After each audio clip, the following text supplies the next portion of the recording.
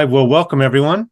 It's been 3 years since we gathered last time. About 3 years ago, we put on a mini-series on the Integral stage on Integral UFOlogy, and a number of us gave individual presentations, and then we gathered for a panel discussion. And that panel discussion actually turned out to be a pretty popular video on the channel. I think it's among our top 10 most viewed videos for the channel. And I thought, since there's been a lot of weirdness happening lately with disclosure and acknowledgments happening in different places, that it'd be a good excuse to gather again. And I missed seeing all of you anyway. But before we get into the disclosure and the hearing and all that kind of stuff, I just wanted to give us a chance to do some personal check-ins. So I'm here with Layman and with Sean Esbjorn-Hargens, Stuart Davis, Chris Dierkes, and Giorgio Piacenza. And so, yeah, just want to open it up and see if you have anything to share about what's been developing in your life over the last 3 years, especially in this area, but even more generally since we last met.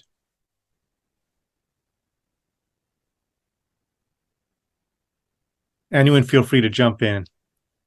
All right, I'll kick it off. Hey, Bruce. Hey, everyone. Hello, listeners. Great to be back. Yeah, it's actually almost 3.5 years because we recorded in February of 2020. So great to have the band back together. A lot has happened. I know we're going to get into the UAP topic in a little bit, but one of the things that I've been doing is I've been working on a manuscript on exo-studies. And one of the appendices in that book has a working document right now of kind of all the key UAP events in the news cycle over the last 6 years, since the New York Times article came out. And, just from 2020, when we last met till now, it's a 16-page document. And I was just I was looking at that, I was going, damn, wow, a lot has happened, obviously some of those items are more notable than others, but it's just amazing to see where the conversation has gone globally and in the US, since our last gathering. So super happy to be here with all of you. Personal check-in, things are good, just coming out of the pandemic, we moved to Maine. I've been really busy with teaching and writing and consulting and coaching. My daughters are, teenagers now, and that's a whole nother, talk about, extraordinary event and, unidentified flying phenomenon. It's sometimes I wonder if there's a poltergeist event happening in our house, all this intense female energy. but the family's good. I think my life is at this point is so wrapped up with exo-studies. It's pretty much a daily focus in one way or another. So a lot of my kind of check-ins, really related to the topic. One real exciting one for me is I've launched this new master's and PhD program in integral noetic sciences, and at the California Institute for Human Science, which is based in the San Diego area in California. But I obviously live in Maine, so I manage that and lead that, online. And as part of that program, there's a concentration that students can opt into in anomalous studies. And that includes, UAP and, experiences, contact with non-human intelligences, psychedelic experiences, OBEs, NDEs, any weird stuff you can imagine is all included in that. And the program's been growing. We now have about 20 PhD students in the program and a number of master's students. And a lot of them are experiencers, and a lot of them are interested in the topics we're going to be exploring today. And I'm really wanting to create, a premier space academically for people who want to be, leaders in researching this phenomenon, to get the training they would need in our program. And that seems to be happening. And so I'm really excited to be contributing kind of in a longer term way in that context. I mentioned, I'm working on this book that kind of on exo-studies foundations. Basically, each chapter looks at a core concept that I've developed in collaboration with this community of practice that is kind of formed around me in this context. Giorgio has been part of that.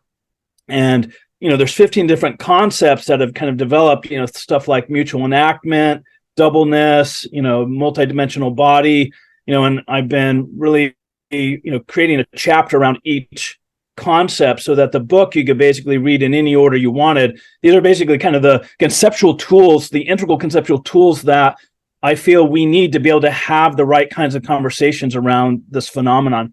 So I'm feeling excited about how that's going. We just finished up a 6-month public course, where people were helping me, workshop each chapter. Every 2 weeks, I would send them a new chapter and they'd give me feedback and critique, and I would, adjust it accordingly.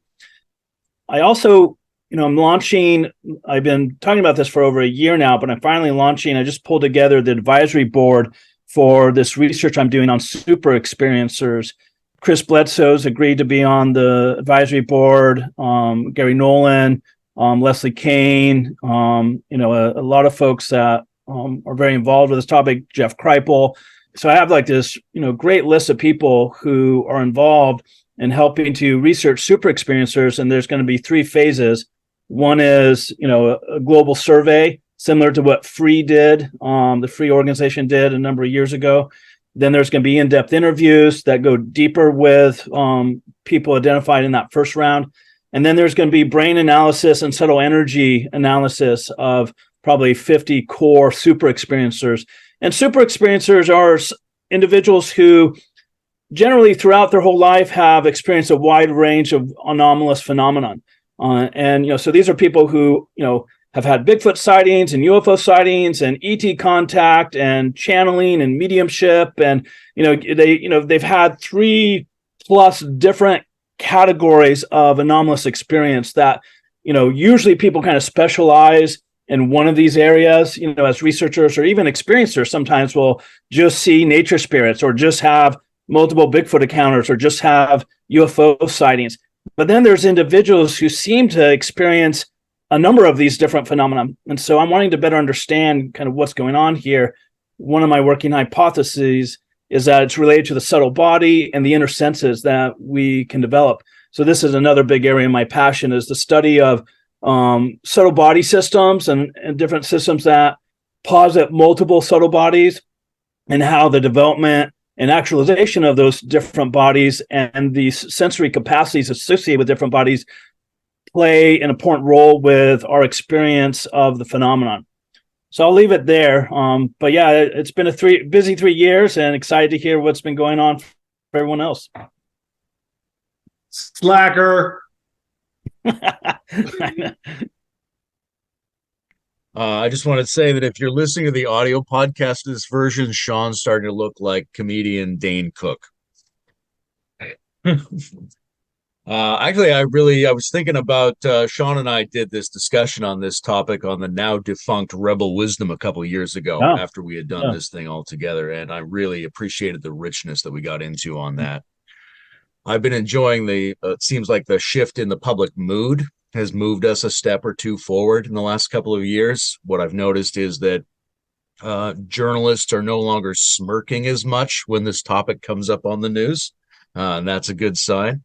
It still seems to me really hard for individuals to bring this kind of information forward with each other.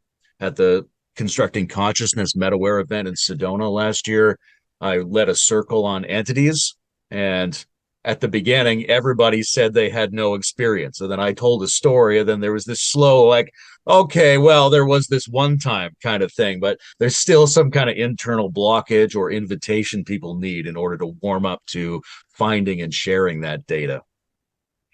I've been really interested in talking with Andrew Davis and exploring the sort of new Whiteheadian consensus on exo-studies that's emerging. I've been talking to a lot of occult historians about the role of entity practice in their sense. I've been working a lot in the sort of occult and what I call meta-shamanic territory. And a lot of that involves trying to figure out what is the subset of the population and what are the genetics and neurodiversity characteristics of the people who would have been identified as shamans in previous societies, and the relationship that they have to anomalous experiences of various kinds, including entities. I just finished a course with Scout Wiley. Was on talking about the occult in sort of like a new register, a new kind of tone, big section on entities in that. So my attention is still personally drifting toward the mysteriously ontological, inter-epistemological, transcategorial types of entity experience. That's where my heart is. But I have been warming up more and more to the hard tech part that never really interested me before. It always felt like I heard about Roswell and crafts and bodies from the wrong kind of people in the wrong kind of tone. But lately, even though my interest is in the more esoteric, I'm more and more inclined to think there's something there in terms of the hard tech. So that's where I'm at. All right, I'll go next. Using our random human generator here. Yes, first of all, it's just great to see you all. And as Sean mentioned, get the band back together. Bizarre that 3+ years have gone by. I concluded Aliens and Artists at just 100+ episodes. And when I began that process, I had a sense it was going to be about 100. Weirdly, I don't know, or maybe it was a self-fulfilling prophecy, but that was about the chunk that I needed to metabolize my own experience. And which is not to say that I came to some grand integrative conclusion that put the Rubik's Cube of it all together in a nice package, but it's more that I guess I moved on to different unsolvable riddles, not outside of this domain, but within. Going into the podcast, I basically, as an artist, as an experiencer, really just wanted to be able to luxuriate and roll around in that particular neighborhood within the broader umbrella of these phenomena, which is very, very gratifying. It led to a lot of surprising places, but around 100 episodes, I could tell that for me internally,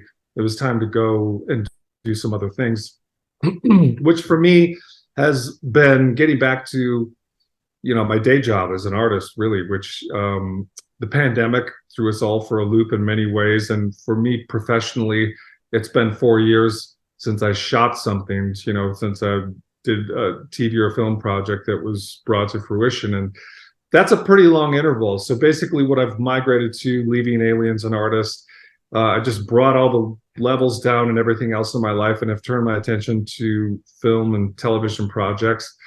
And they include very much the beating heart of human, non-human contact. I'm working on developing a film right now called Hybrid, which is a very strange reunion tale of a mother and quasi-human daughter reunion. That's a mashup of I'm not sure what genre it's in really, but that is a major piece in this umbrella. And then I'm working on another film called Dead Girl Walking, which is about two teenage girls become friends. One has had a near-death experience and the other is terminally ill.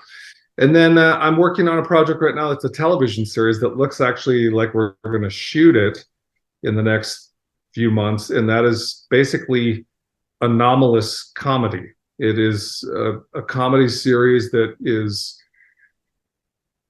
hinges on diving into the deep shit of all of this without deconstructing or taking pot shots.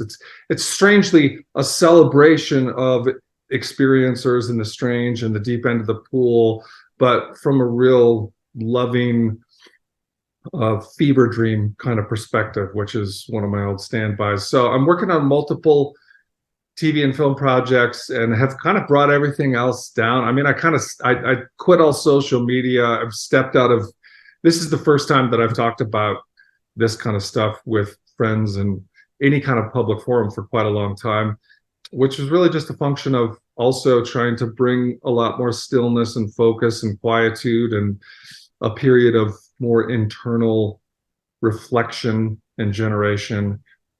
And that's what I've been up to. And in terms of the public, I share your sentiment, Layman. It's been nice to track little increments of what I would call positive indicators in the public facing open-ended question of all of this. There does seem to be a churn happening. I tend to also experience it like a sphere that moves out. Developmentally, one of my favorite models is a sphere moving out in all directions. It's like there does seem to be encouraging tendrils making their way. And then also the shit show seems to amplify, which is another reason that I kind of had to step back. It's like there's a level of intensity on the sensorium of experiencers, myself included sometimes, that requires a pause and a break or a comma. So I'm encouraged, but still a little bit cautious and tipping my way around the periphery, trying to offer support, love, and encouragement, sometimes in clandestine fashion. But here, this is great. It's great to be with you all. It's good to see you.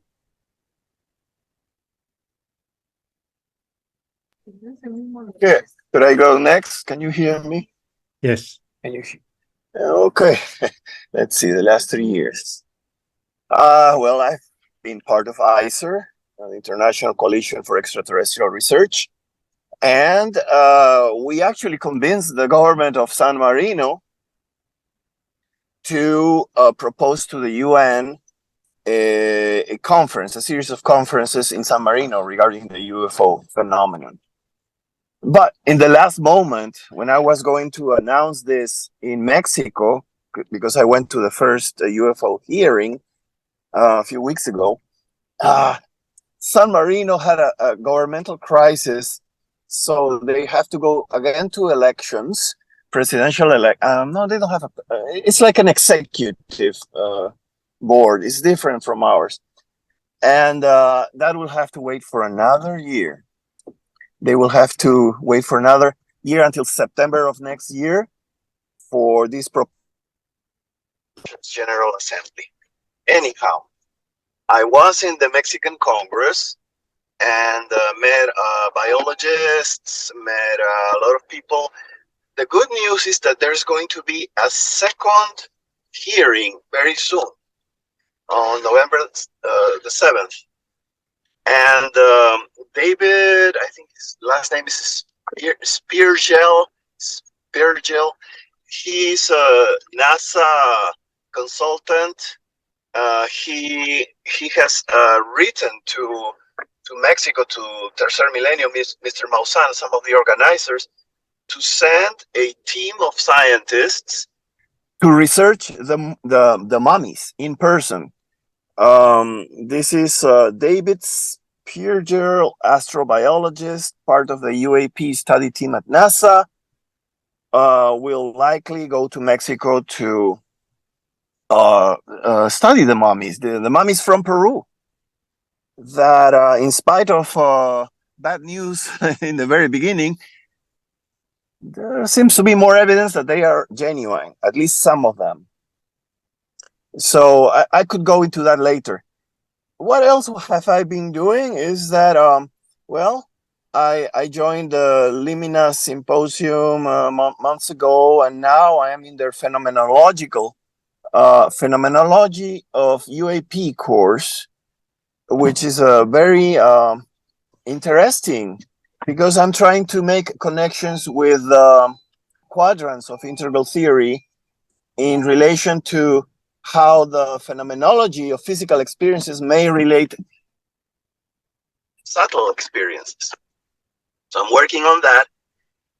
And another thing is that I was helping Sabir Hussain from India that produced a docudrama to educate in the Tamil language and Hindi language and Urdu and other languages about the UFO phenomenon, the history of this issue, because over there we have like 1.3 billion people or 1.4 billion people. They're basically outside of the conversation. All of this conversation is in the West for the most part, and a little bit in Latin America, and very little in Europe. So this docudrama should be published, should come out in December of this year. Okay. Well, and finally, I joined a group called Cosmic Connectors. Some of us took or I think all of us took Sean's courses over the last 2 or 3 years, and Cosmic Connectors created a survey. The consequences of a post-disclosure, a full disclosure, for example, or a heavy disclosure, the president acknowledging an extraterrestrial or non-human presence on Earth. So we got a temporary result from, I think it is about 500 about 500 persons, if I'm not mistaken, at this point. And well, one of the interesting results was that if people are more educated about these issues, the less they'll panic. Thus far, that's the basic thing that we got as a result. So those are the things, some of the things I've been working on in the last 3 years. I also went to the university that has 4 or 5 of the mummies in Peru. And I went there with a hand surgeon who looked carefully at these bodies and could not find any tampering. And I also tried my electromagnetic sensors on one of the mummies that had metallic implants in it. And the first time I did it, there was a pulsation, like an electrostatic pulse. And then a few months later, I came back with a whole array of sensors, including a multimeter. But the second time, I could not detect anything. So those are the things I've been doing, some of the things. And that's about it for now. Hey. Awesome. Thank you, everyone. It's really wonderful to hear everybody's, all of your sharings and everything that everyone's been up to. In the meantime, it's quite, I don't want to say phenomenal. Sorry, apologies. Bad pun. So especially the wide array and diverse array of intersections with this sort of multi-limbed phenomenon, whatever it might be.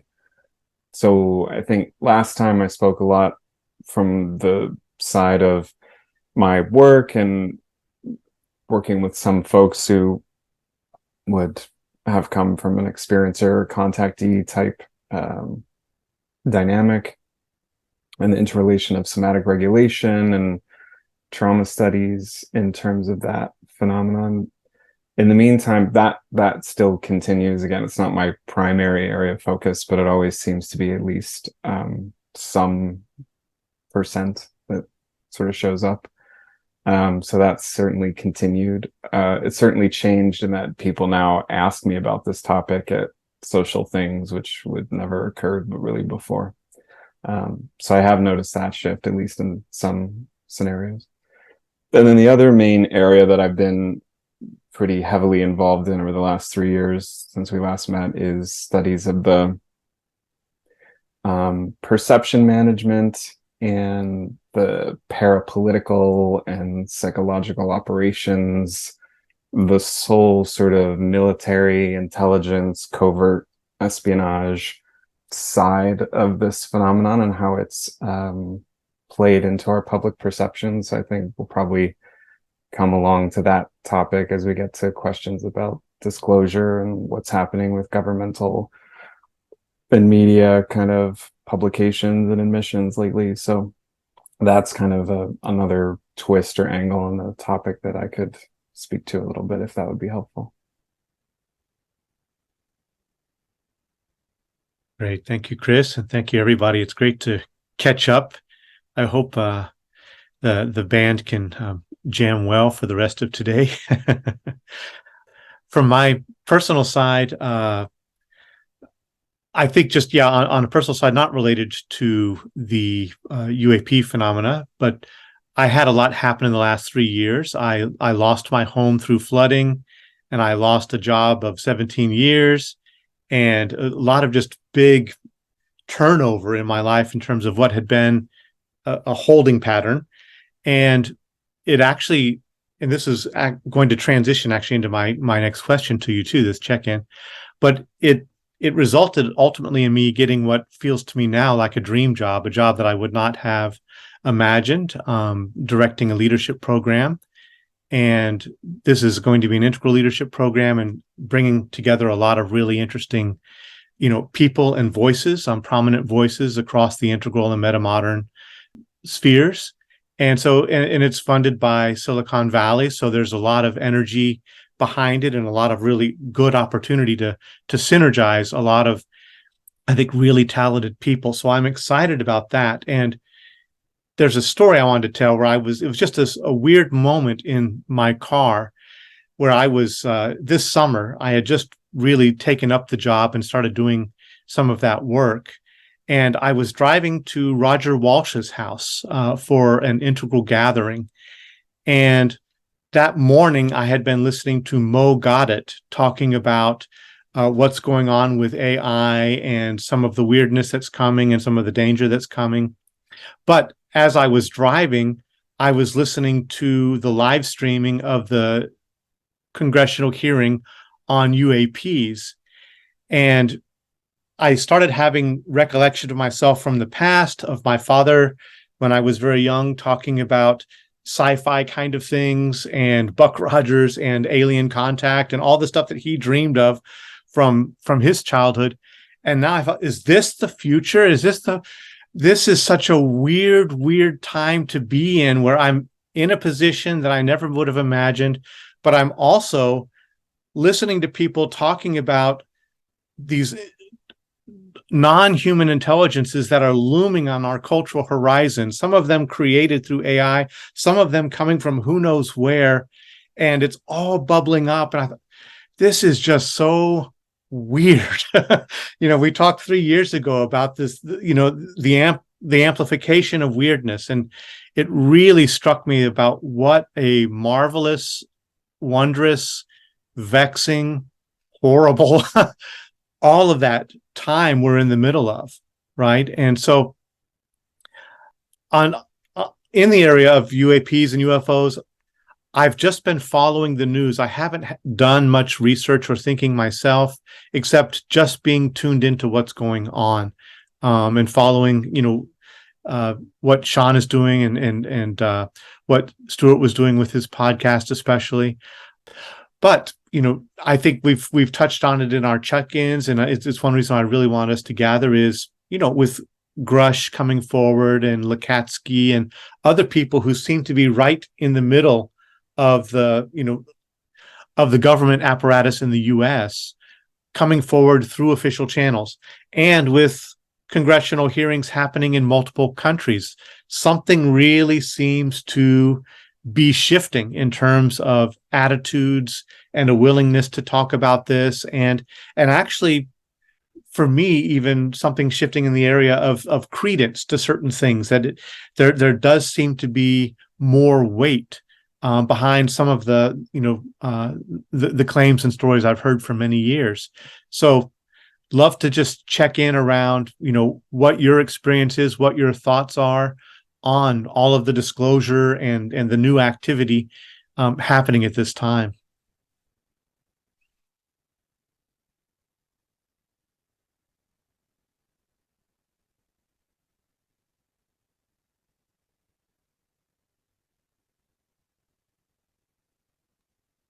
Well, that's the sound of 6 contemplatives gathered into a room. Am I right? Or am I right? Am I right? Or am I right? So I'll just jump in. Yes to so much into all of that. And to maybe kick off phase 2 of our conversation here today, the 2 things that pop up for me in reflecting what you're just sharing there, Bruce. One is a kind of differential.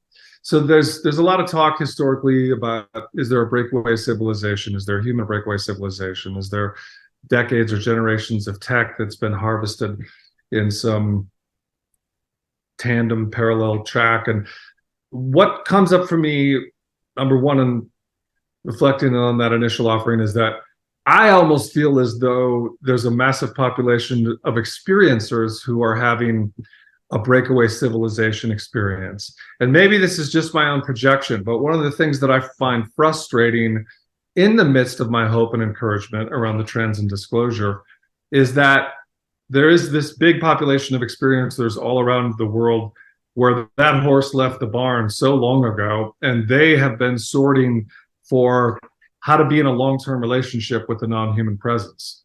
In many iterations, referencing Sean's taxonomy, and that could look like a number of ways, but just broadly speaking, a big chunk of Earth had to move on with this question under duress a long time ago, and they have, not in a mean-spirited or dissociative way, but out of necessity, they're decades or generations into actually managing the mutuality, which I think is great. But what happens with that is a jet lag or a vertigo that sets in when you go back to conventional society and you're watching hearings of disclosure on a television program and your brain goes, oh my fucking God, it's like a time travel experience almost, where you're jettisoned back 30 or 40 years to discussions around the status ontologically of nuts and bolts craft and maybe beings and all. And it is hard to sort and reconcile that differential. So that's the first thought that I have on that, just as an offering. The second one is just that if I had one wish, for Christmas this year or for the holidays this year, it's like, and I know that I'm not referring here to our little embassy of Integral folks. I think there's been a lot of positive movement in the integrally informed take on UFO, non-human entities, etc. A lot of movement there. It's very encouraging. But again, broadly speaking, the total vacuum and absence of any vertical chain in this discussion is enough to make you claw out your eyes and ears. And it's not unique to this umbrella of these phenomena. You could find this in business, you find it in politics. So this, I think, is more of the integral malaise and lament that we might feel, which is the absence of a vertical access and worldviews in any conversation around this makes it impossible to make any real progress. I don't have the solution to that other than the developmental clawing and crawling that we're all doing through our human experience, but it again makes it hard to step back the 3-4 generations into a purely horizontal survey and inventory. I just think we all might come to some consensus privately among ourselves here that when and if disclosure seeds in a truly totalizing fashion, we won't be dealing with a disclosure. We'll be dealing with 7, 8, 12 forms of disclosure just along the vertical chain. And I'm eager for that to become a more potent constituent in our creativity and problem solving. I'll pause there. Yeah, I'll build on that and maybe plant a few more seeds for engagement that might occur today, or might be seeds for our getting together in 3 years from now, continuing the conversation. Yeah, I think I spend a lot of time kind of considering this notion of like multiple disclosures, right? Because as soon as you introduce worldviews and different, cultures and the different layers of the phenomenon, the different dimensions of secrecy, the different, it's like there's often like disclosure. We talk about disclosure, but the more I look at it and consider it, it's just like, well, which disclosure are you talking about, right? And so I have this list called the "Oh, by the way" list, right? And it goes something like this, like, right now we've, the government, and there's kind of a general consensus that UFOs are real, right? Kind of whatever that means. And there's also like this consensus that we have metamaterials that are from UFOs, again, kind of whatever that means. And we're on the verge of acknowledging that we have recovered crashed off-world vehicles.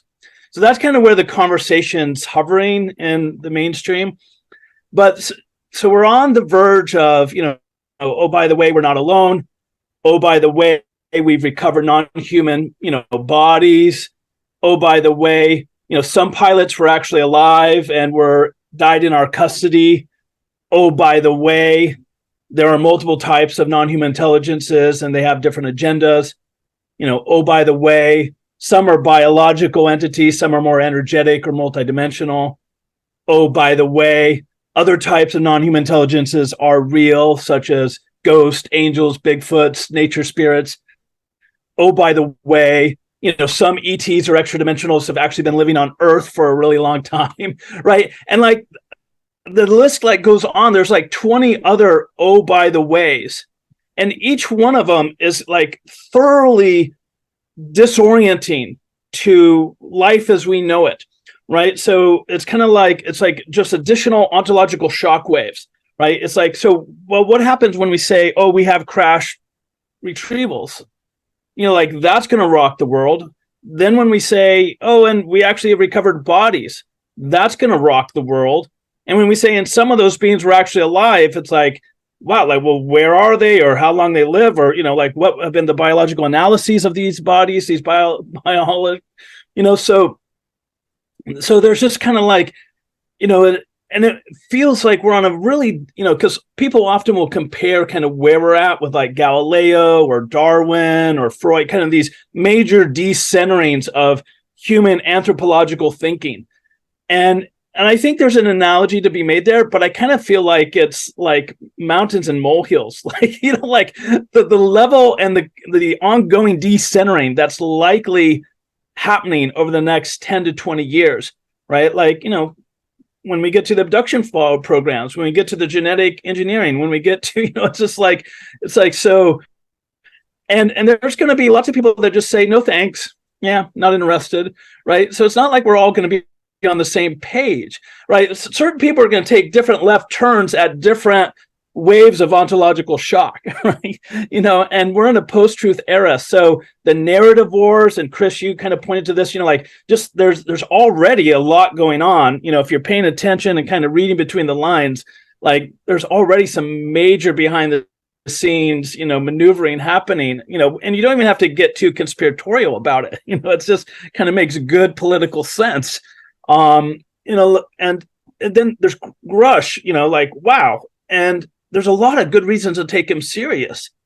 And yet very few seem to be taking him serious, even though there's credentials, there's other witnesses, there's a process there, there's so many reasons to entertain the trajectory of where he's going. But we don't yet seem to be able to do that. Nevertheless, the momentum's continuing. So like, I'm excited. I feel like, compared to where we were 3 years ago, compared to where we were in 2017, it's just like, I kind of feel like the toothpaste is out of the bottle. Like I've often wondered, like, is at some point the rubber band just going to snap back and we're just going to be back at square one? And it was like, this was just kind of an exciting 3-4 year ride. And, it's like nothing to see here. Move on, folks. I'm feeling more and more hopeful that no, I think we've crossed a threshold. I think we're at a point as a global civilization where there might be 2 steps forward, 1 step back at certain phases in this process, but I'm increasingly confident that we're in a forward moving trajectory, and it's hard to say what that's going to look like. But there's a lot of new institutions forming. You have the Soul Foundation, you have Ryan Graves's, Americans for Aerospace Safety. Like there's a way in which the topic's getting institutionalized. And I think that's a very interesting consideration, right? If you start looking at the institutions that are being forming, the Society for UAP Studies, the New Liminal Journal, like all of this is like kind of how culture and civilization kind of rolls ahead. And so this is going to make it harder for the topic to go away, right? And more smart people are going to get involved. More and more experiencers are going to come out and share more of their experiences. I guess I'll just end with one final kind of concern. I am so excited about the science and the data side of all of this, but I get nervous when that's the primary frame. And I understand why in our materialist reductionistic culture that would have to be the primary frame at a kind of cultural level for this to move forward. But I get worried that, the consciousness, as far as I can tell, is a major part of this phenomenon. And if we don't bake that into the very beginning part of trying to understand and explore it more comprehensively, I wonder, what is the scientific materialist version of this topic going to look like if it continues to be a dominant frame? Like, a lot of people get excited about the phenomena because they feel it's going to just break open the scientific materialist grip on society. And I absolutely feel it has that potential. I feel like Jacques Vallée has pointed out, the phenomena actually seems to have that as part of its agenda. But I'm also aware that, materialism is going to go out kicking and screaming. And so, is it going to, the ETH, extraterrestrial hypothesis, the focus on crash retrieval, the focus on bodies, is all of that just going to reinforce this kind of materialist orientation to the topic that just delays us getting into the profound mystery, which ultimately asks us to reconsider who are we and what are we doing here? May I add something to Sean's insights, please? Can you hear me well? Yes. Okay. I was thinking that the Burchett, Luna, Moskowitz, Burlington congressional team that had not enough clearances, not the right clearances to be given information by the Department of Defense, led me to think of what Dr. Greer said later, after this team was rejected. Dr. Greer said that any team like this, any committee like this, should have a congressional subpoena power. Because there are a lot of people willing to speak, but they are afraid of the consequences. They need to be protected by federal marshals. So that's one level of reality that we need also to integrally acknowledge of what's going on. Another thing that Dr. Greer suggested, well, was this basically this congressional subpoena power should be willing to deal with very deep issues, and that's why I don't know if any review board, like the 9-person review committee that is being expected in the new National Defense Authorization Act, I don't know if they have the capacity to replace Majestic 12. What Majestic 12 hit was probably because they were very tough guys that could withstand cultural contradictions, religious contradictions. I wonder if this 9-person review committee, which would in some place replace Majestic or Magic, would have the psychological capacity to withstand all issues. So that's another issue. I was slightly in touch with the New Paradigm Institute, who's Dan Sheehan and Jim Garrison. As I understand, Jim Garrison, ecologist, philosopher, is going to be proposed as one of the members of this 9-person review committee. But one of the things, like it was discussed here, that is never discussed in these issues, is the vertical dimension. They are very progressive, very into the left side of politics, ecological thinking. But I don't know if New Paradigm Institute is very much aware of the importance of the vertical issue, not just the horizontal. So I'm worried about if there will be different disclosures for different members in this committee, and not enough of the integral level recognitions of the whole enchilada. Everything has to be recognized and put into its proper placement. I'm trying to bring these ideas with some coherence here, but okay, I'll leave it at that. I'm agreeing and taking pleasure in the perspectives that I'm hearing. So this is great. I feel like there's a strong possibility that the danger of materialist reduction becomes less problematic as our notion of material changes. So there's a lot of possibility for the leading edge of our science to play a mediating role there. I've enjoyed some of Eric Weinstein's arguments over the last couple of years, mainly on the one hand, the argument that if you're a serious thinker, you have to either acknowledge that we're currently being lied to or we've been lied to all along about this. And second of all, that none of this works with the standard model of physics, that essentially we can't break out of the types of perspectives we've been using to get the results that we're getting as long as we continue to be bound by our assumptions about Einstein, quantum mechanics, and how those fit or don't fit together.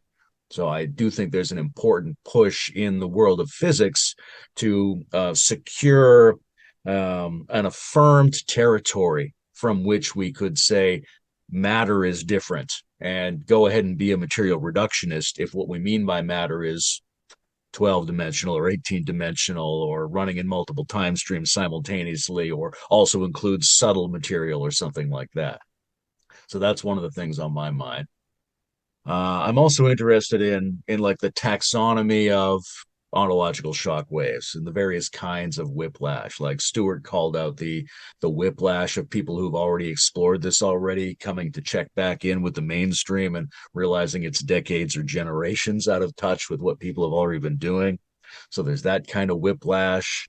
And there's the more general social whiplash of information being let out of systems and institutions and technical thinkers beginning to confirm realities that have been marginalized and the turbulence that creates in the general psyche.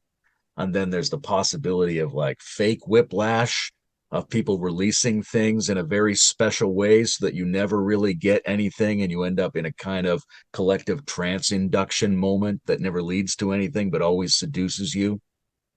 And the existential whiplash, which is like negative and positive to me. It's like a negative existential whiplash of our ethos and our information tools creating a generalized derealization. And that's going to be huge. That goes to Chris's concerns about trauma on this. But I think arguments that all this stuff makes the topic harder to go away have to be contextualized by the possibility that the significance of topics themselves might be eroded in a general cultural ethos of derealization. But then the flip side of that is the possibility that weirdness itself is more acknowledged, taken more seriously, that there's a kind of cosmic ingression of the peculiar, and that we're crossing a threshold that is itself characterized by strangeness. So that excites me. And how do you put all those different kinds of whiplash together? You definitely need at least verticality, right? So the however serious we all are about the specifics of the classical integral framing, those basic categories of reality need to be in this conversation in order to make any sense of it. And I think especially to invite people into a more pluralistic sensibility, because there's a lot of people and there's a lot of systems that won't make the emotional move into plural perspectives unless they can have it confirmed that there's a way to make sense of that. So it's understandable people wouldn't want to just stray into all kinds of different multiplicities about this unless they could get some kind of coherent model that says, hey, you can actually make sense of plural realities on this somehow, or at least have general categorical assumptions that begin a new discourse on this subject. So I still think there's a real strong role for that kind of thinking. Thanks, Layman. I really appreciate what you're saying, what everyone's saying. Very important stuff, I think.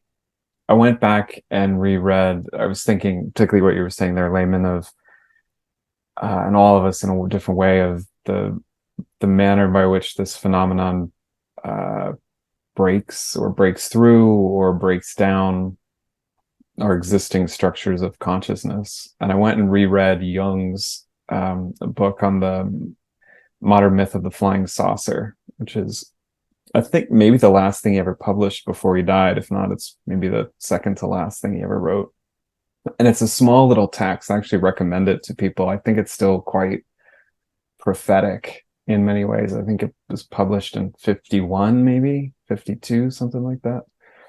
And he starts off the book by talking about Platonic months, which is code word for astrological ages, like the age of Taurus and the age of Aquarius and the age of Pisces. And the precession of the equinoxes as one way symbolically of talking about collective consciousness of an era or of an epoch. And he talks about that the image of a flying saucer or a mandala in the sky, as he calls it, shows up at the point when the months are changing. That is, the astrological ages are shifting in his model. That is a symbol for, or code for, the human psyche collectively changing at a certain point. And therefore it's in essentially breakdown. He considers it an alchemical process. And in alchemy, the first step is called nigredo, famously, which is everything melts down first. And then out of the heat and the crucible of the alchemical process, something emerges. So the lead turns to gold or whatever it might be in the alchemy. And he considers it a sort of social alchemy. And I definitely think we see the signs of the breakdown in terms of, large scale kind of collective psychosis type phenomenon that's occurring. And at the margins as well, the possibilities of breakthrough. So I definitely see us in this kind of nigredo phase where just like rationality is just sort of breaking down sort of all over the place. And for Jung, the symbol of the circle or the saucer is meant to be an image of wholeness, which he interprets of the rise of the early Cold War as an image of wholeness against the bifurcation that was developing between the Soviet bloc and the Western bloc. And we still kind of have a US-Russia thing going on, so I don't want to act as if that part's not totally still in play, but maybe not to the same degree. But I think this idea of the consciousness, materiality, what is materiality, certainly is a factor in the breakdown of the mental structure of consciousness, and the fact that it's in the skies and in the waters and in people's experience shows that structure of consciousness, both at a physics level and at a conscious philosophical level and ethical level, aesthetic level, kind of stuff Stuart explores, is incapable of handling that level of information. And so I think the weirdness to me has a lot to do with the ability of whether we can stay regulated and present to the space before the next structure or the next Platonic month is actually going to be fully established. But the old one's breaking down, but the new one's not yet established. And the ability to stay in the weirdness without getting disoriented or without breaking down, I think is a critical element. The other thing that Jung talks about is that humans won't be able to really explore this experience except in his model through the lens of religion or mythology, which could have an extremely distorting effect. So to me, it's really interesting even that the word disclosure as a theologian is, of course, a religious term. So I get a little antsy and a little worried, honestly, when I hear people saying, like, we need the government to give us disclosure because disclosure means apocalypse, means revelation. That's the original Greek meaning of the word, the unveiling or the disclosure. So I get worried when people are clamoring for the government to give us a religion, because that makes me worried about the possibilities of where that could go in terms of loss of political freedom and agency and sovereignty. While I still understand the well-intention that's behind it, but if we don't have the kind of lens to recognize, oh, we're using a theological word here, disclosure, what's the theological implication of that term? And what is the implication of it to call for it in relation to a government that officially is not supposed to be promoting a religion, is a question, I think, that doesn't get enough airplay or consideration. Yeah, those are some thoughts. Hope those are helpful. Let me just build on that last piece a little bit, and then Bruce, you or others might want to jump in. I think, one of the things I've come across in my studies of all this is that it appears, if you look at, one of the things that's so fascinating about the phenomenon is it's equally spiritual and religious as it is scientific and material, right? It's like, it's equal parts both. But when you think about which kind of global institution, science or religion, is going to fare better in what lies ahead, it actually seems that religions might do much better than science. Like, science is going to have a real come to Jesus moment. To mix metaphors a little bit. Religions, on the other hand, I mean, of course, the fundamentalist elements of any religion is going to have our time with, where we're headed with not being alone. But the religious theologies, by and large, are pretty well situated to absorb and just keep on rolling, right? Like they're barely going to be faced. When you really look at the theology of the different traditions, they're already there, right? Like this is like, oh yeah, what took you guys so long?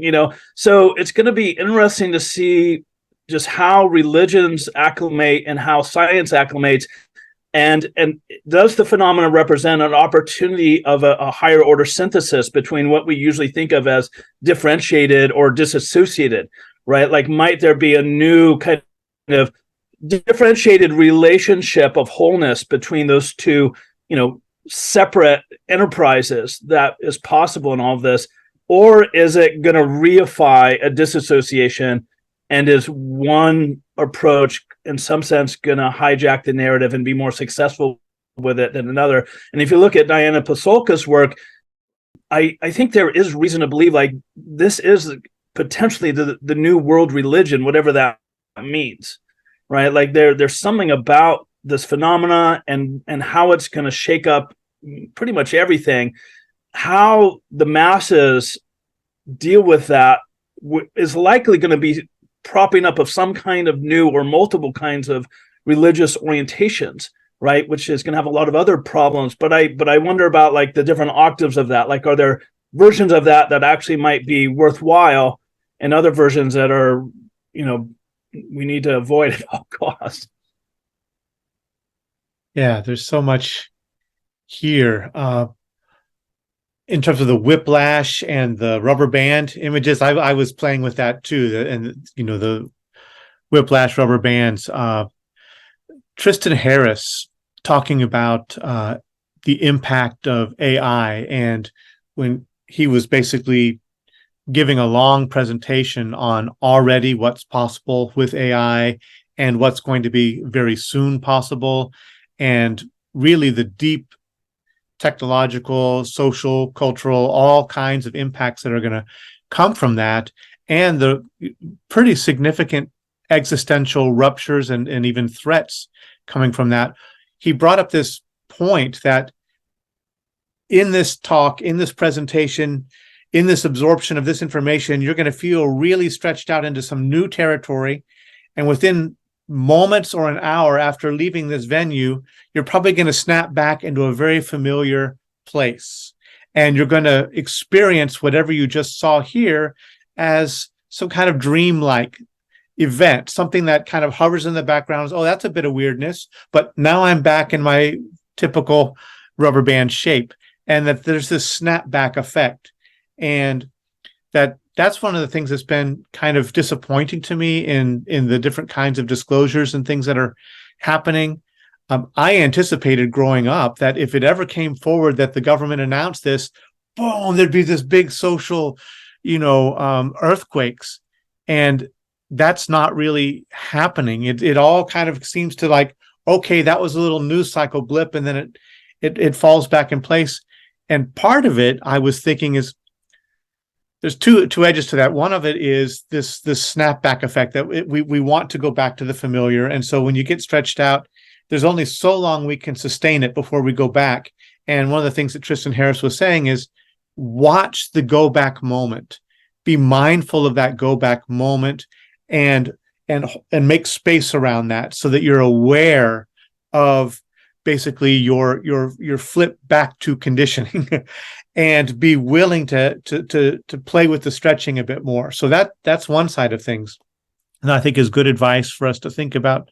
But the other is just my own experience of this moment. I wasn't anticipating when I was young that when I got to the 21st century, that it would be marked by things like QAnon and post-truth and the pandemic wildness, and that the whole world got saturated with so many weird narratives that when the UFO stuff comes forward, it's just like, just one more little tiny blip in all kinds of weirdness, that it doesn't really have an impact. And so I might be stretching things too much here. There's a potential transformative impact of this kind of information, but in some ways, an overexposure or a too early exposure can have negative effects. And there's a metaphor from Tibetan Buddhism that talks about if you have a saddle, and after a long time of using the saddle, it gets really stiff.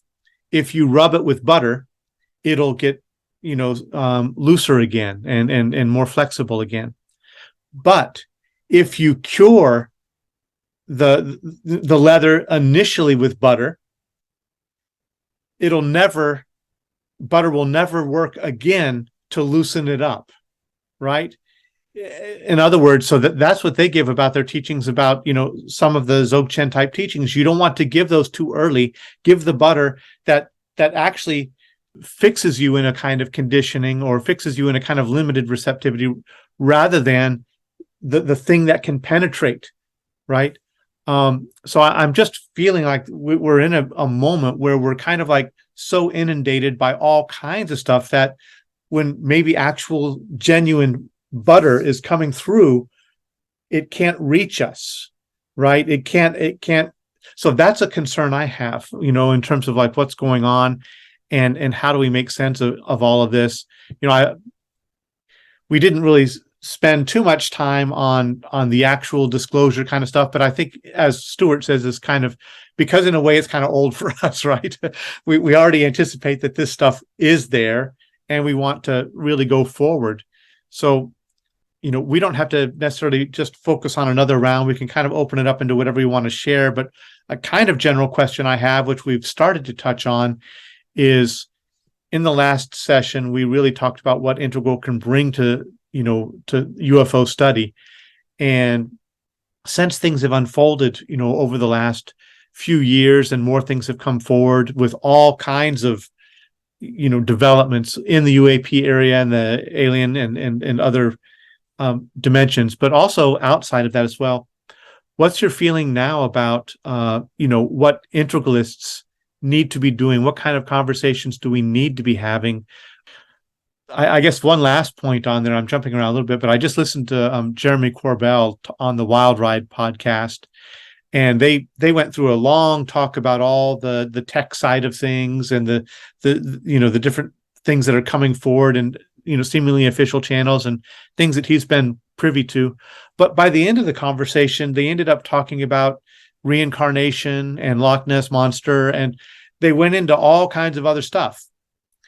And I think in one way it's appropriate, but in another way, that's part of what leads to the snapback, is that people say, oh, it's dangerous. If we go into this, we're going to get into all of that, And so I think that's maybe why, like Sean was saying, the religion or the spiritual or the philosophical can probably handle this better than, than the scientific and the technical. So anyway, that's kind of my very, very loose tossing out of ideas to stir up the next round here.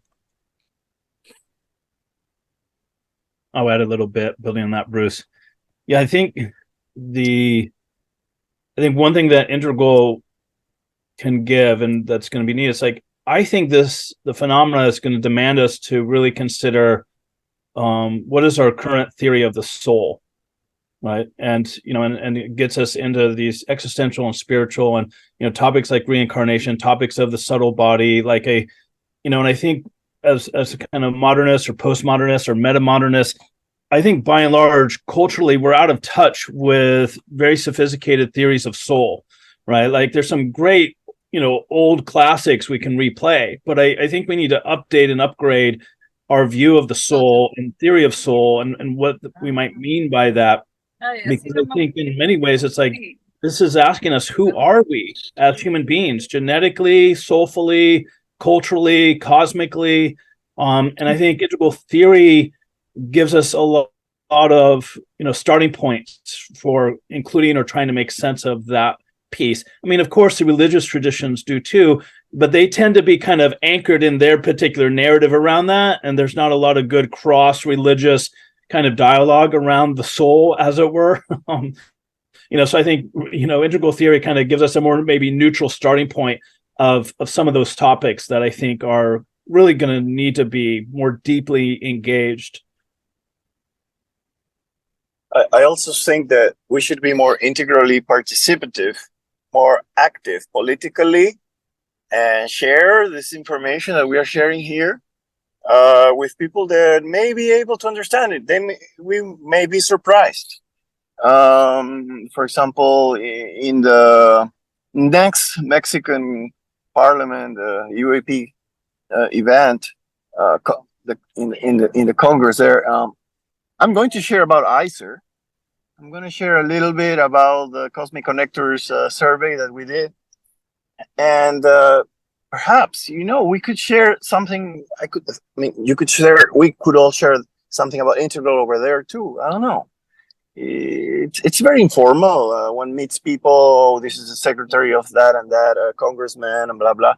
And if they're interested, the thing is that it's culturally different. In many ways, they are more flexible than in the US.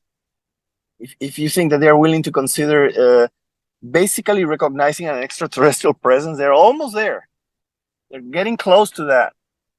Then they're more mentally flexible than in the US, at least most of the politicians perhaps. And maybe it would be an opportunity to share about integral ideas, perspectives, how to think comprehensively about this. What do you think? Could that be a way that we could have a more lasting impact or with what's going on right now? Yeah. Thanks, Giorgio. I'll jump in quick on Go that. for it. And Go also for it, just Stuart. a few thoughts on that sparked from what Chris was sharing here. And I think the religious arc, the religious spine, is a very interesting one to consider in relationship to the phenomenon, speaking super broadly, in contrast with the rational, scientific, empirical, however you want to think of that. And that is because, of course, like we can readily feel that at magic, mythic, rational, plural, integral, beyond, that each of those registers of human unfoldment include a spirituality and a religion that has lots of latitude for this. Clearly, like we can all think at these various registers that there is this spiritual religious spine running through every register in the vertical chain. And if you want to make it distilled to a real simple form of pre-rational, rational, trans-rational, of course, spirituality is alive and vitalized at each of those registers. Well, what is a pre-rational science? What's a trans-rational science? And I think what Layman was pointing to there, there's a lot of latitude and potentiating beacons and magnets around what our very understanding and models of materialism are. I totally agree. Like that's a fascinating, rich territory.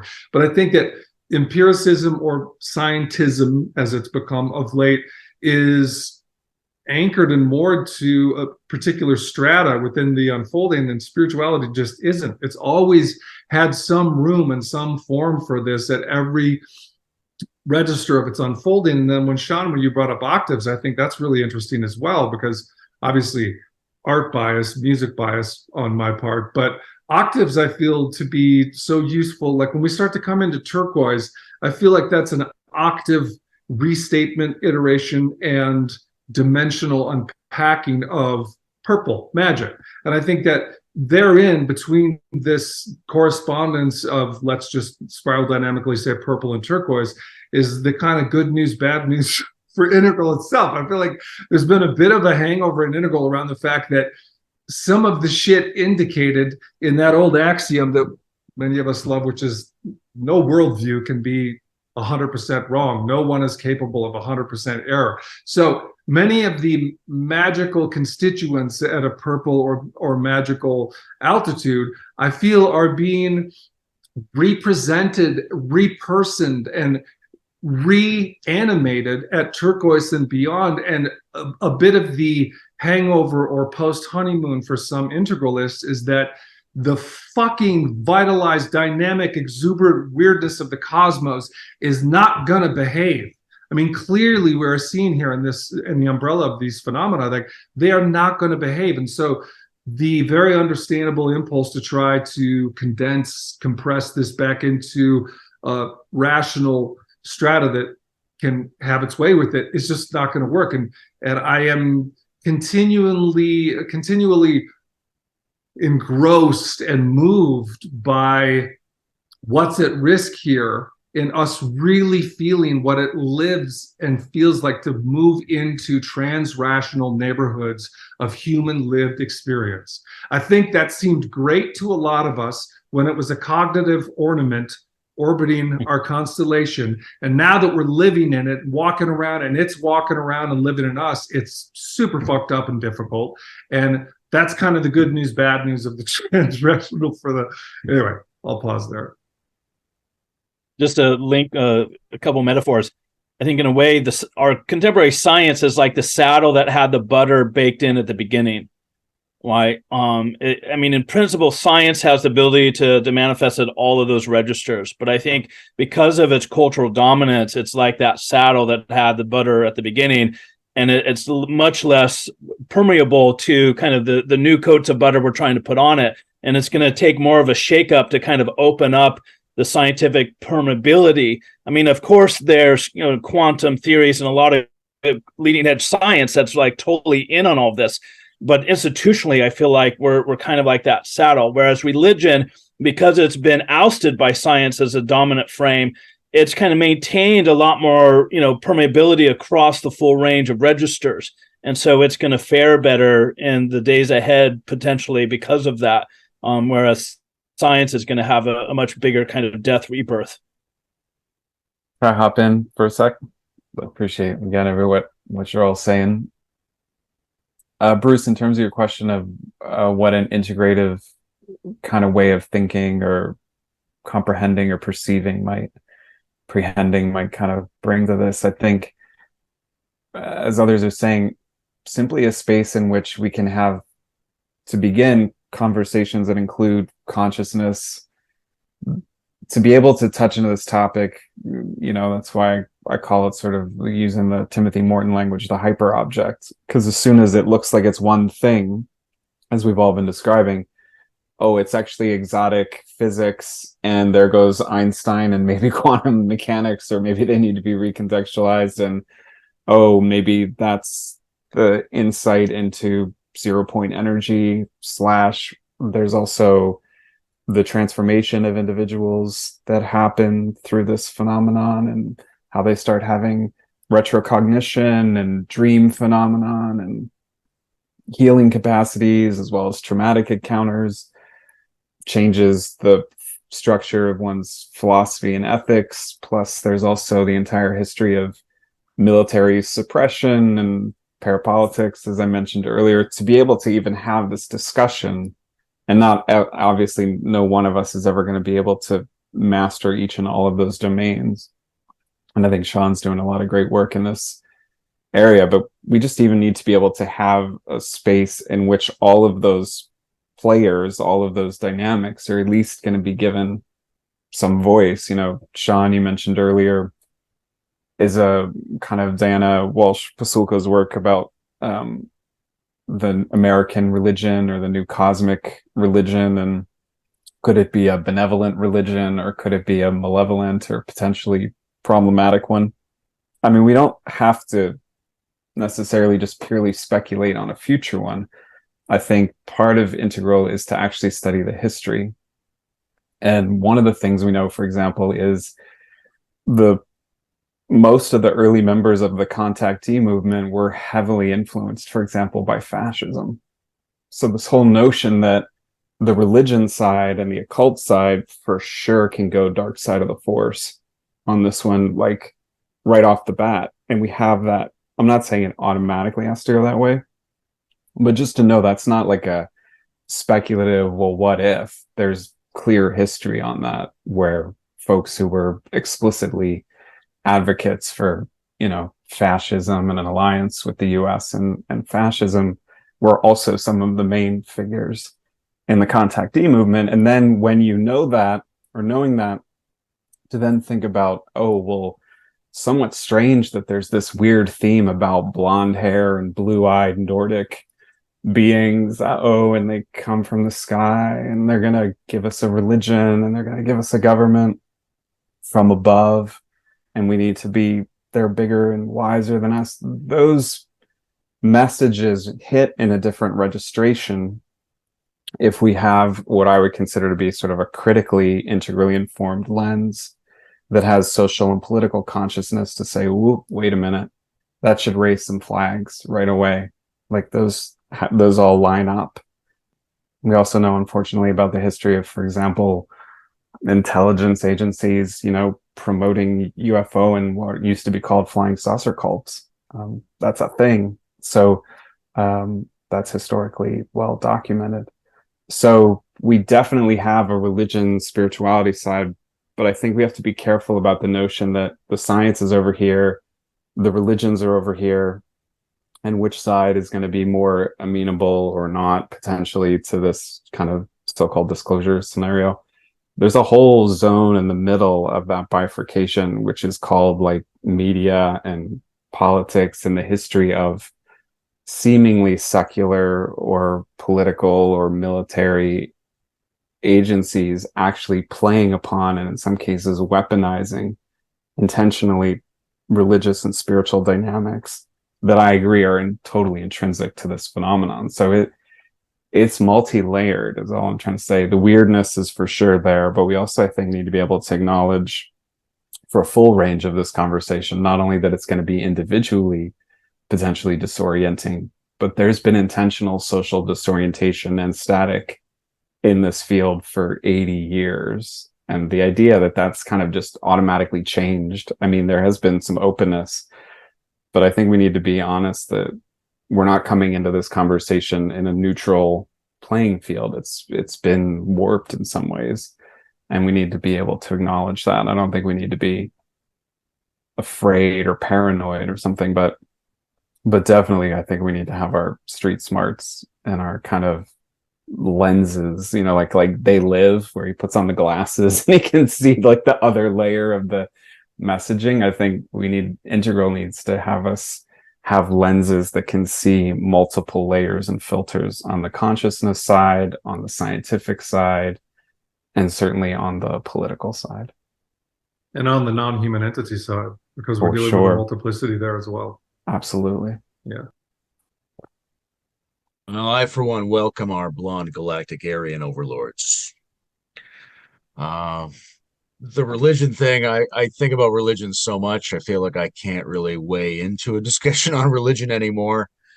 I think of it as distinct from the social category of religion. I think of religion sort of as the success of bringing the genres of a culture together at any level, so that amber religion includes amber science, and you don't have modern religion unless it includes modern science, and so on, something like that. So I think that opens up a huge and slightly distinguished territory for religion to play a role in this.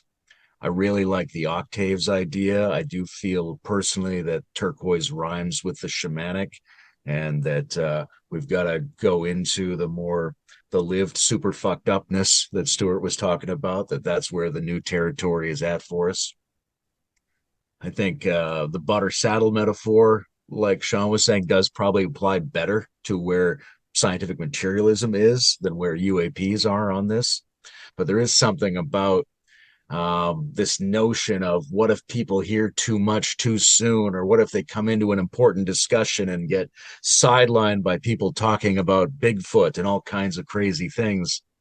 And I think on the one hand, we have no control over that, right? And we don't want to get into the mindset of being the controllers.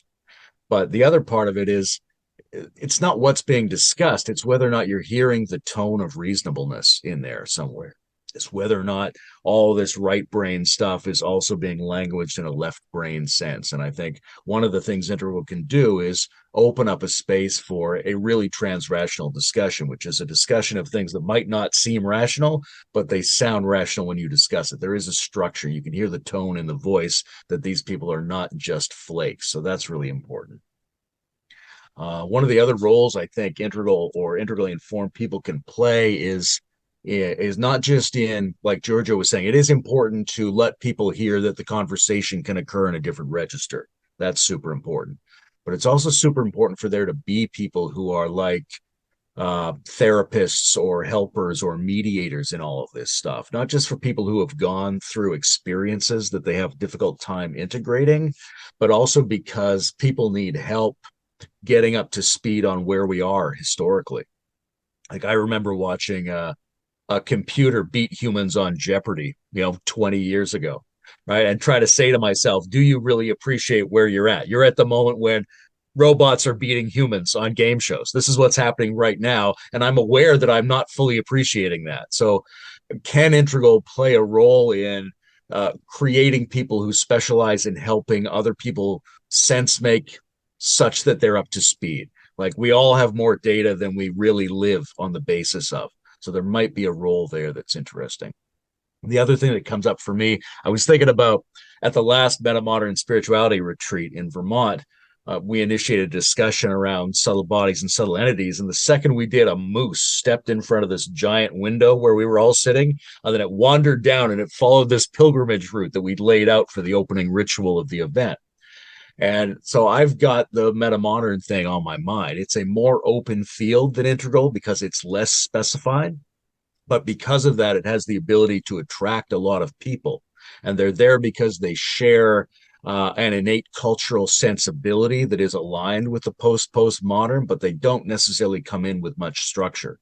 I'm trying to bring in more spiritual discipline.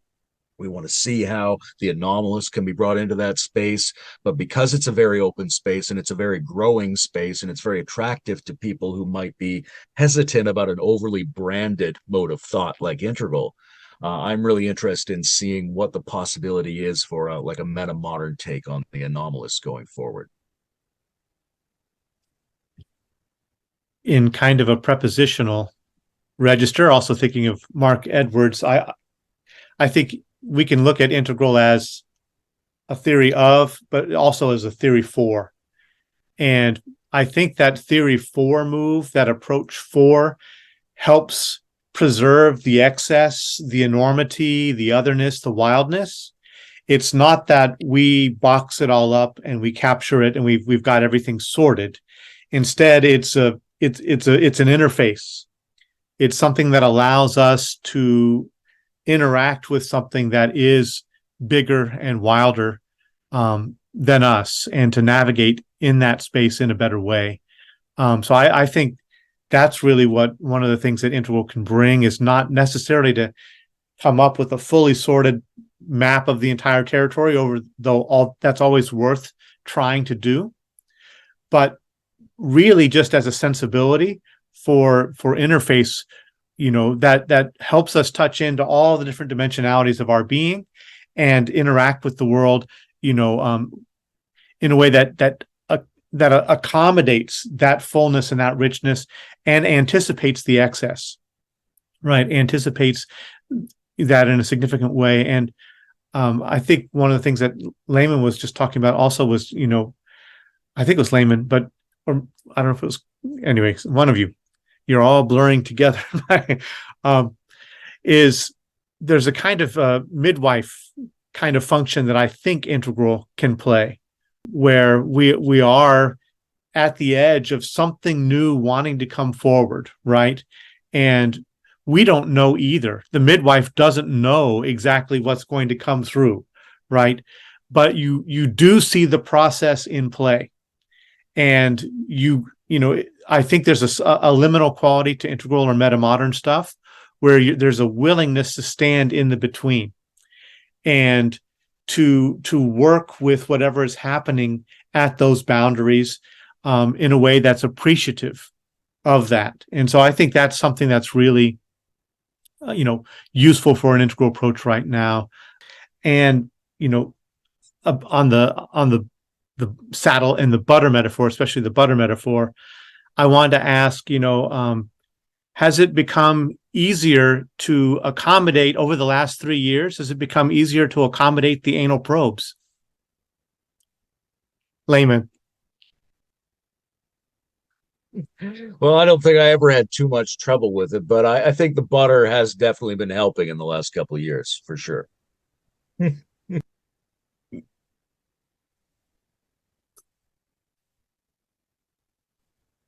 think we should listen more to the experiencers and contactees. Soon I will be presenting a conference in Brazil regarding the MUFON and 3 surveys. And what I see there is not so much the negative side going on, but people that would not avoid their contacts for the most part if they could. 60%, about 60% would say, no, I would not cancel my contacts if I could.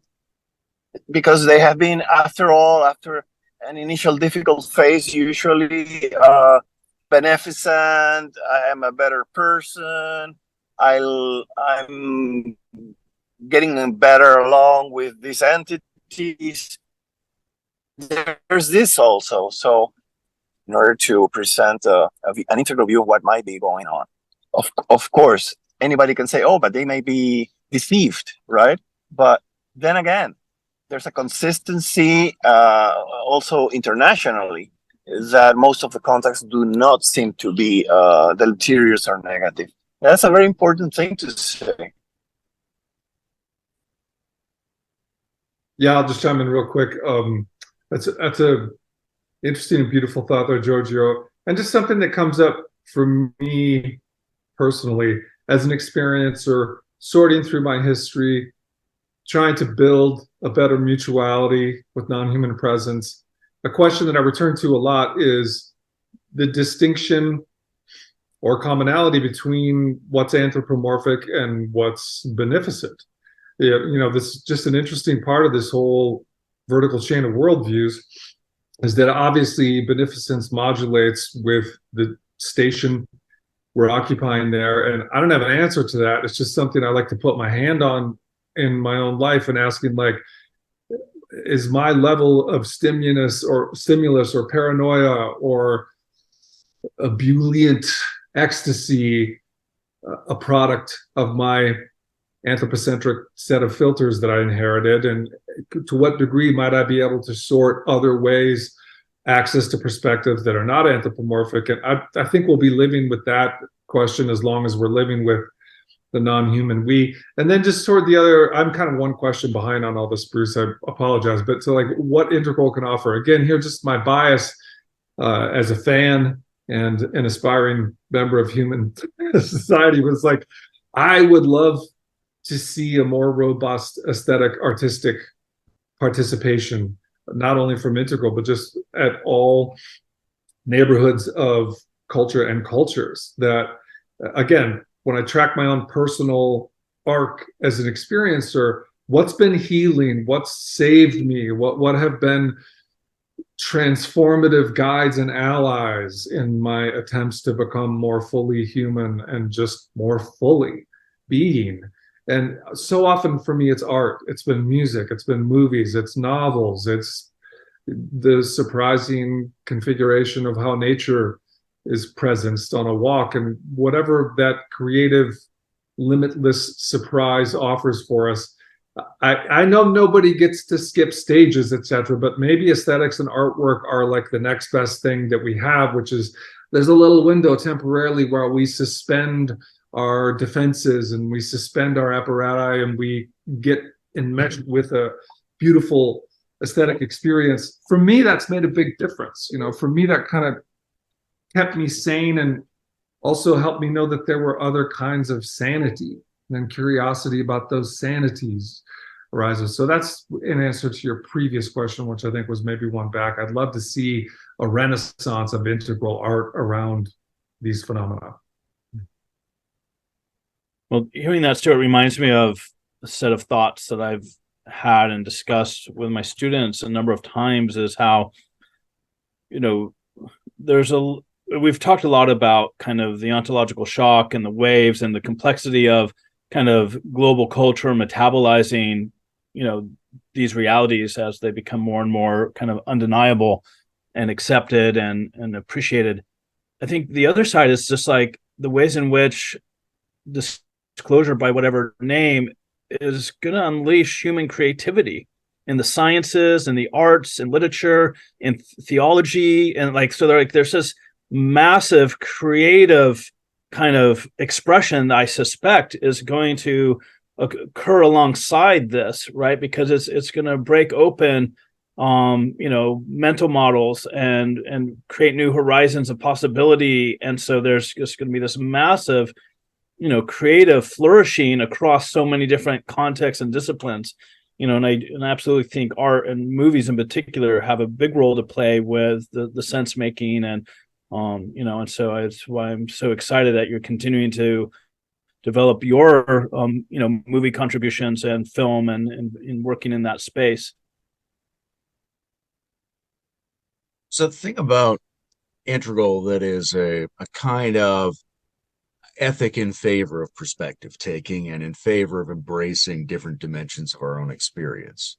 So that involves us taking all this kind of stuff seriously. It involves creating a culture in which we listen to experiencers more.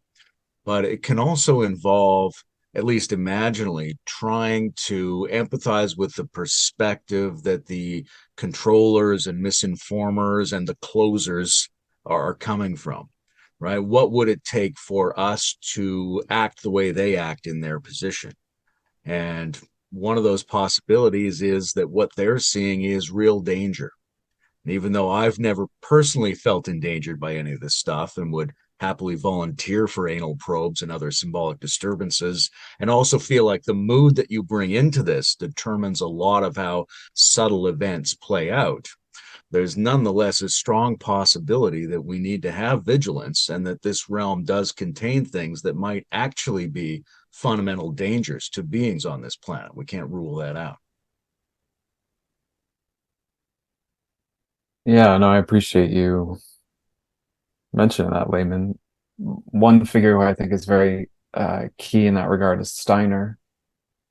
You mentioned, Layman, earlier, your studies in occult and how occult and magical processes and workings involve entities, and the history there is quite mixed and ambivalent, to put it mildly. But Steiner talked often about the ways in which our human unprocessed, he didn't use the word trauma, but we'd probably call it trauma today, of a psychological nature, of a somatic nature, even of a soul layer, like a karma or samskaras, if you like, kind of dimension, create possibilities of opening or rupture in the otherwise sort of autonomy or sovereignty of our energy fields. And it's that kind of, without victim blaming, it's that sort of potentiality or susceptibility or vulnerability that he felt could then create a sort of correspondence or an attraction model to what he called false light realm entities, sort of mixed bag characters that have sus kind of intentionality, at least from our human perspective. And it required a certain kind of jigsaw puzzle matching kind of piece set phenomenon. And so whether it's about larger scale disclosure and ontological shock, or individuals who might have their own experiences through whatever meditation or plant medicines or whatever might be there, just hanging out in the woods at twilight or the gloaming or whatever they happen to, or this time of year or whatever. It's really important to be able to have the proper processes from a human perspective, I think, to ensure our own fundamental regulation and energetic sovereignty. And I think you're absolutely right that this is a two-way street. And so therefore, what we bring to the encounter changes the encounter as much as the encounter changes us. And there's a fascinating kind of interplay there that calls for a lot more, I think, responsibility and, in a good way, creativity and spontaneity, but also really deep healing work and transformation that allows us to stand in a more fulsome way and see what that does to the phenomenon itself. Yeah, for sure. This is one aspect that I haven't seen included or dealt with very well, in a good comprehensive way, and several of you are touching in on it. There are a lot of unsavory aspects to the phenomenon, some of which are the phenomena brings itself, or some of it's just in how we interpret or deal with or respond to the phenomenon. So there's a lot of complexity with how we might tease that apart. I think, Chris, you've highlighted the importance of trauma and understanding trauma and working with trauma alongside this. I think that needs to be a bigger part of the discussion. I think we're headed, as more and more disclosure occurs, I think it's going to bring up more and more individual and collective trauma. Well, whether it's the trauma of the government lying to us for 70 years, or the trauma of, my experiences that I've had, in this space, me having to kind of face those more directly, or, any number of kind of catalysts for our experience of trauma. But I think we're heading into a dynamic where I think the trauma is going to be very real and expressing on many levels. And there's a lot of, whenever you talk about evil, it's tricky, and what I might think is evil, others might not think is evil, or, but I think we need a more sophisticated kind of maybe even theological framework to think about and talk about these different entities and different agendas and, different dynamics that, have been going on or still going on. It's like, there are interesting cases of missing people that seem related to the phenomenon. And as soon as you start going down that road, and I'm not just talking about abductions, where people, have abductive experiences, but, they're, not missing persons, it starts raising a lot of issues, and people have died in interacting with the phenomena. I mean, it's not as well known or as commonly kind of thought of in that way, but there are, a lot of cases. And, the current book that James Lukowski, and Cole Keller and George Knapp just came out with, they have a whole section on these incidences in Brazil that are, well known to people who have studied these things for a while, but we often forget about it, where people were getting zapped and burned, and, and some people died, like, in relationship to the phenomena, not to mention the folks that, people within the government have killed around secrecy related to this, so it's like there is a lot of unsavory things that are likely going to be forthcoming, and how we manage, regulate ourselves, how we support others, navigating trauma, even just having like kind of, science turned upside down, religion turned upside down, like those are anchors for a lot of people, and that's going to be traumatic. We might even be headed to a scenario of basically a vote of no confidence in the government, right? Depending on how it comes out. But like, basically, if it's like, yeah, 80 years been lying to you, it's just like there could be some major fallout, and I think this is why Alex Wendt highlights in his seminal article on the nation state that, the nation state can't handle this topic because it ultimately represents the disillusionment of the nation state. And if you look at where we're going with climate change and AI and other things, like there are a lot of pressures on the nation state. I'm not sure the nation state's going to fare very well over the next 200 years, right? And the phenomenon might be a part of that total tipping point towards different, either more tribal organizations or more collective planetary organizations. But, I think the writing might be on the wall for the nation state, The nation state is probably doomed over the next 200 years. And there's a lot of pressures that are going to destabilize it. But in the short term, I'm curious about the role that inter-nation state competition can play in bringing information forward on this. I heard a couple of years ago the Chinese had some kind of AI program to analyze UAPs, and if we could get a kind of arms race going between nation states, that might be really catalytic and bring a lot of this stuff forward in the short term. Well, I'm curious, I'm hopeful that in the near future we're going to move out of an American-dominated discourse on this topic, and that Brazil and Mexico and Japan, and I think there's a lot of countries that have a lot they can say, and for whatever complex social political reasons, they're not saying much of anything. And so, I mean, there's a lot of speculation as to kind of what's going on behind the scenes that lends itself to that. But I think as this becomes a more of a global conversation between nation states, I'm really curious to see, what they have to add to the conversation. All right, this is we're getting close to 2 hours in our conversation, and so this is also Samhain. This is Halloween, so I'm hoping I can produce this and release it for this evening. But I think it's been a great conversation. I wanted to just ask if we can have any final things that you'd like to share. What would you like to bring in to close this out? I would say, where's the money going to come from to get all of us in a room together for a week so we can really get into this? Yeah.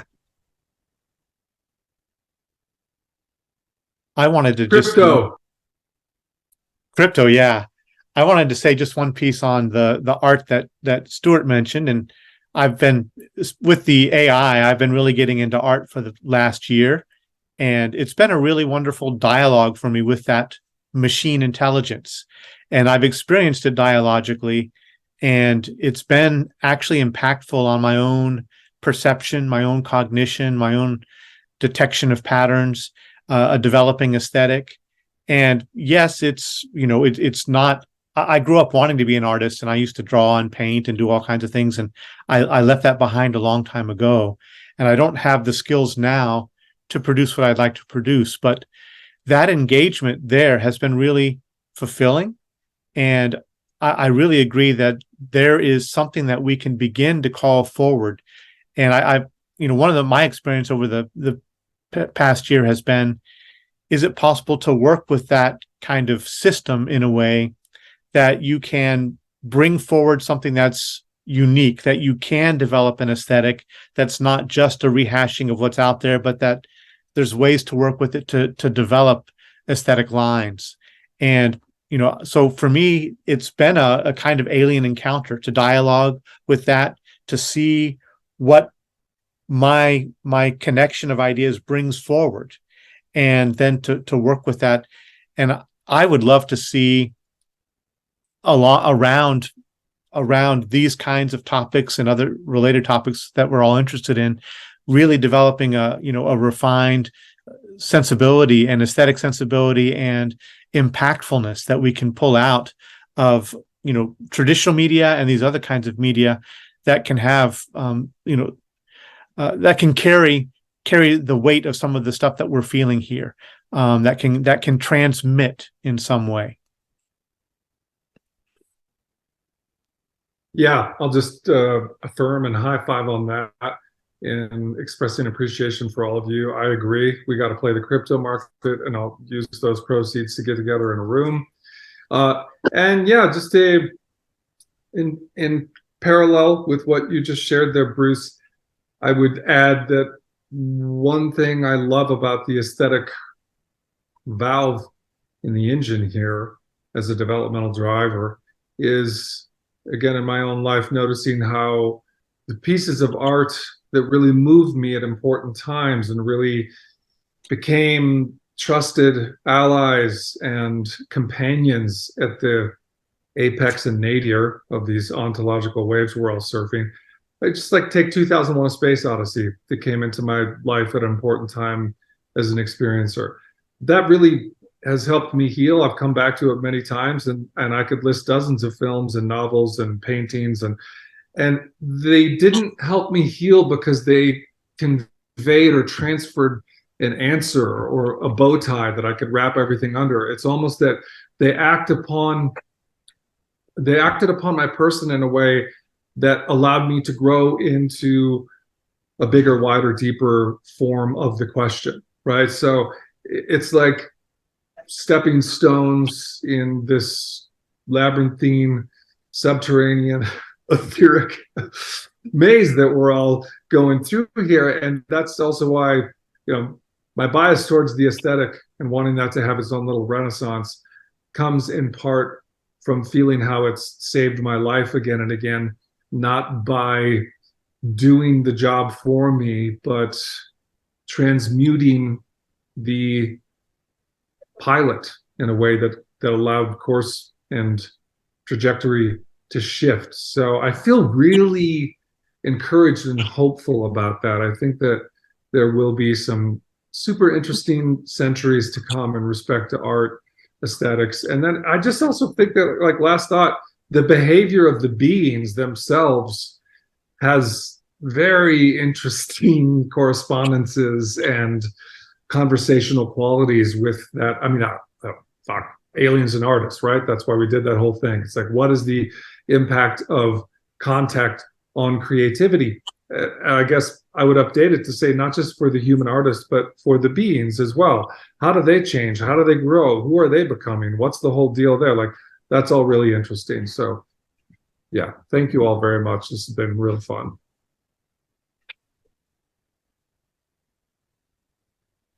Hello, how are we doing now? Can you hear me? Yes. Okay, my 2 cents then. There is a different way of thinking, generally speaking, in the world. It's a lot of distrust from what comes out of the U.S. I've been thinking of, for example, India and the Muslim world.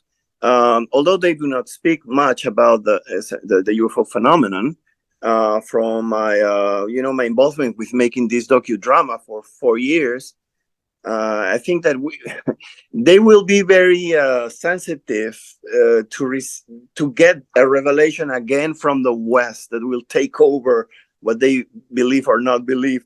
This is why I think that the West should try to reach out and listen to Muslim scholars in how and try to get them engaged in this conversation, but listening to them a lot on what they can offer to it, which there might be theological ways for them to incorporate into this conversation, which is respectful to their culture. So that's one thing I wanted to say. And another is that although I'm from Peru, and my involvement with this started with a benign contact experience with a group of beings from a place called Apu back in the 70s. They also acknowledged, in this contact experience, that not all beings were benign. So oftentimes I hear as though we that believe in positive contact experiences do not believe in negative contact experiences, but that's not the case. And also in many of the accounts from the 1950s, at least in some of them, there was mention of the other side of things. However, I think that what could be a better contribution would be to really give the facts on what most people report. Most people report, in my view, not the anal probes. I think that's not the majority of things, but those are the issues that catch our mind, our attention. We focus on the negative, on dangers. But I think that most people are very happy with their contact experiences worldwide. That does not mean that there aren't the negative. For example, what was mentioned about Brazil, yes, there have been people shot with some sort of beams and burned, and occasionally killed. Not too much, but maimed. Yes, that has happened between the border between Brazil and Peru too. And there are things going on in Peru which are very strange, also in the jungle right now. Okay. But so what I'm trying to say is that as integralists, we need to see everything comprehensively. I think we agree on that. But I'm also trying to say that the positive things may be more than the negative things. And that would be good news, but it's not just wishful thinking. I think that that is found in the surveys, and that is found in the books, and that is found in plenty of interviews going on. You can see in YouTube in different good channels. For example, the Jeff Mara is one of them, Jeff Mara podcast. So these things have to be understood like this. That's what I wanted to say. Yeah, it's been a delightful conversation. So thank you, Bruce, for bringing us back together. In many ways, I think the path forward is conversations like this, each of us having conversations with lots of people in our lives. I think one of the primary injunctions that comes out of Integral that I think is just absolutely golden is perspective taking, seeking, and coordinating, right? And there's a lot of ways we can do that. And and this conversation's been an embodied exercise and exploration of that. I've learned a lot from the different perspectives each of you have brought forward, and really appreciate the quality of thoughtfulness. And I think I'm also aware that there's this big education gap. I've devoted the last 5 years to really trying to understand this phenomenon and understand the many perspectives associated with it. And I've watched a lot of documentaries, I've listened to a lot of podcasts, I've read a lot of books, I've had a lot of conversations, and I feel like I'm just starting to have an appreciation for the multifaceted nature of it. Most people don't have that amount of time or energy, and so I think folks like us who have our own direct experiences with the phenomenon and have spent some of our intellectual and heartfelt time trying to study and understand and make sense of it, I think there's an opportunity for all of us to be ambassadors for people who haven't had that time. And and so like how can we help close that education gap? Because there's just how to bring people up to speed. It's like if someone just watches David Grush on the congressional hearings or sees like a 20-minute outtake of kind of the more sensational moments, they just don't generally have the historical context to really make sense of that, or to understand a lot of the features that's pointing to. So I think this is one of the challenges going forward, is how can all of us kind of be in service to kind of recognizing, naming, addressing, and hopefully closing that educational gap with people who have had less time kind of processing or thinking about or studying some of the different complexities of this topic. So great to be with all of you. I look forward to our next conversation. I suspect 2024 is going to be a wild year for this topic. So we'll probably need to gather the band together again, towards the end of next year. So till then, lots of love and many blessings. Yeah, thank you, everybody. Just quickly, Giorgio, I appreciated that you mentioned from other cultural and other religious traditions, and you mentioned, for example, the Islamic lineage. And as I'm recalling, the jinn are actually named in the Quran as a third category of what we would probably say sentient species, if I'm remembering correctly. So there's human souls, there's angelic / sort of demons, fallen angels, and then there's this third category, the jinn, and there's lots of researchers who've done incredible work about whether it's the jinn or the fairy folk or so on, in the profound degrees of correspondence and overlap to what we consider to be the UFO or the ET or the contactee kind of phenomenon. So it's interesting to me that that's already there. I've always thought that reference to it being a sentient or souled category, but also not quite human, not quite angel, and somewhere in between, actually has always struck me as quite insightful to the phenomenon, for whatever that's worth.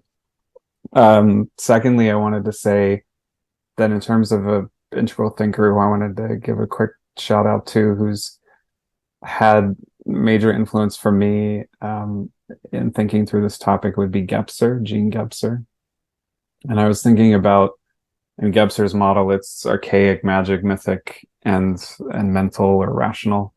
And then the breakdown of it going on currently in a potential mutation to a new form of consciousness. And we've heard, the mental layer has all the craft and the nuts and bolts and everything. And the mythic has are there light ones? Are there dark ones? Is there a cosmic battle? Is there disclosure? Is there revelation? Religious Jungian themes, and magic gets into the entity class, and magic and occult and plant medicines and whatnot.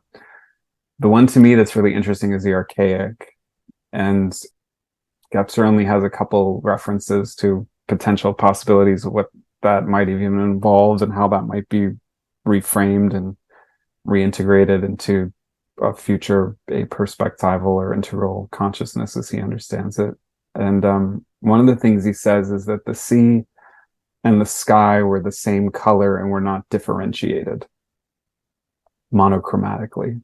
So from the aesthetic side. And I always thought that that's really interesting in terms of this topic. When Kenneth Arnold, who's the pilot who famously said they were like, kind of like flying saucers in the sky, which is how we get the whole notion of flying discs or flying saucers, UFOs, where that came from. But he said they were like stones, like when he was a kid skipping stones on the water, is what he actually said he experienced. And to me, that's really a fascinating way that I've tried to come back into a state of presencing with whatever this phenomenon is, of like a kid skipping stones on the water. And what if the sky is like water? And these things do have this strange phenomena, the craft side of it anyway, to seem to be kind of like saucers or like skipping, in the sky. And I think there's something magical and a fun way about that. And then I think the last thing I want to say is just that I really appreciate everyone's contributions, and to see, Sean, your work in the education side, that's vast and deep and powerful, and Giorgio, you going to all these conferences and politicians and spreading the word, and Stuart, your amazing work in the aesthetic realm, and Bruce, your fascinating forays into Silicon Valley and the cosmic religion side and all that fun that's going to come for you, and Layman, your incredible work to build communities across dynamics that include these wild topics in a space of more generativity. It's really wonderful to hear the breadth of this phenomenon and different of us representing different facets or attributes of it. So thank you everybody for your wonderful contributions, and thanks for having me be here for this. I really appreciate it. Yeah. Thank you, Chris. I really appreciate what?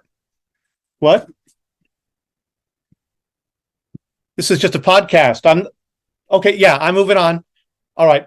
Yeah. Sorry. Bye.